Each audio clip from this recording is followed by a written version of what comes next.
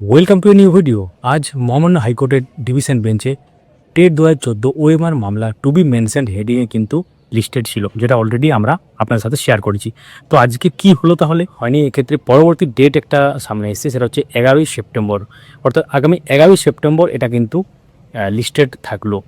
তো আমরা স্ক্রিনের পাশে দিয়ে দিলাম, দেখতেই পাচ্ছেন যে 11ই সেপ্টেম্বর এটা কিন্তু যে নেক্সট হিয়ারিং ডেট সেই হিসাবে কিন্তু আছে।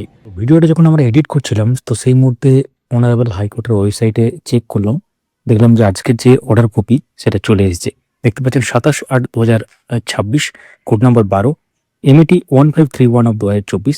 তার সাথে যে ক্যানগুলো যুক্ত আছে এবং তার সাথে যে আদার যে ম্যাট আছে সেটা কিন্তু এর সাথে আছে, দেখতে পাচ্ছেন। তো অ্যাপিলেন্সের পক্ষ থেকে কে আছেন এবং রেসপন্সের পক্ষে কারা আছেন, সিবিআই পক্ষ থেকে কারা, ডাব্লিউবিইবির পক্ষ কারা, এনসিটির পক্ষ থেকে কারা, সব কিছু লেখা আছে এখানে।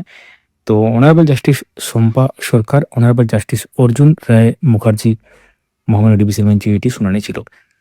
তো আমরা যেমন বললাম মোটামুটি দেখতেই পাচ্ছি, on the prayer of the learned advocate for the appellants let the matter appear in the list on September 11, 2026, অর্থাৎ আগামী সেপ্টেম্বরের 11 তারিখে এই মামলাটা কিন্তু লিস্টেড থাকলো, যেটা আমরা কেস ডিটেলসও দেখালাম। তো এই মামলাটা খুবই গুরুত্বপূর্ণ, কারণ মহামান্য ডিভিশন বেঞ্চে এই মামলাটা, এবং এটা সিঙ্গেল বেঞ্চে একটা মামলা আছে শান্তনু সিট মামলা নামে যেটা পরিচিত। সেই মামলাটা কেন গতি নিচ্ছে না বা সেটা কেন কিছু হচ্ছে না, কারণ মহামান্য ডিভিশন বেঞ্চে পেন্ডিং আছে। তো মহামান্য ডিভিশন বেঞ্চে ক্লিয়ার হওয়ার পর সিঙ্গেল বেঞ্চে বা মহামান্য সিঙ্গেল বেঞ্চে যে ব্যাপারটা আছে সেটা আপডেট কিন্তু পাওয়া যাবে।